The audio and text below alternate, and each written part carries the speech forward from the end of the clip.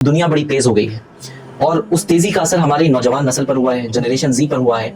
और अब उनकी कैफियत ये हो गई है कि उनको नेटवर्क 5G चाहिए, उनको बाइक 500 सीसी वाली चाहिए और इसी तरह उनको कामयाबी भी इंस्टेंट चाहिए। जबकि दुनिया जब से बनी है और कयामत जब तक आएगी उस वक्त तक सक्सेस और कामयाबी के लिए एक ही रूल है कि कामयाबी के लिए आपको कंसिस्टेंसी चाहिए, कामयाबी के लिए आपको इस्तिकामत चाहिए, कामयाबी के लिए आपको सब्र चाहिए, आपको मुसलसल मेहनत चाहिए।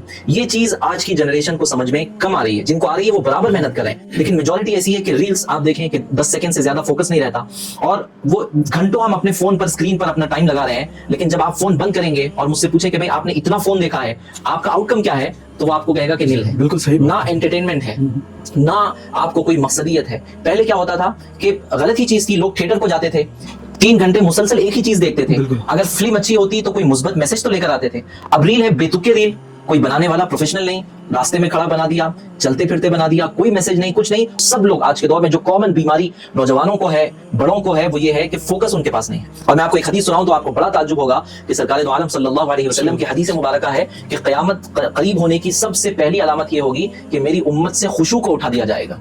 अब खुशू के मतलब में हमारे पास उसका एक बिल्कुल कॉमन मीनिंग लिया जाता है कि नमाज में जब आप खड़े हो तो आपका पोस्चर ऐसा हो कि आपके पोस्चर से खुशू जाहिर हो, मतलब आप अल्लाह के सामने खड़े हो। लेकिन खुशू का सिर्फ यही माना नहीं है, खुशू का माना यह है कि फोकस होना, अटेंटिव होना। तो हुजूर की हदीस का मतलब ये हुआ कि मेरी उम्मत में सबसे पहले अल्लाह जिस नेमत को उठाएगा वो फोकस के, अटेंशन की वजूद को उठा लेगा। और जब फोकस ही नहीं रहेगा तो फिर आप किससे बात करेंगे, तालीम कैसे आप देंगे? आप स्कूल्स में जाएं सर्वे कर ले, यूनिवर्सिटीज में जाएं सर्वे करें, कॉलेजेस में जाएं सर्वे करें, आप ऑफिसेस में जाएं सर्वे करें, आपको एक चीज कॉमन मिलेगी कि हर कोई ये शिकायत करेगा कि भाई मेरे बच्चों के पास फोकस नहीं है, मेरे एम्प्लॉइज के पास फोकस नहीं है। हम अपने सुनने वालों के पास अटेंशन की कमी को महसूस कर रहे हैं।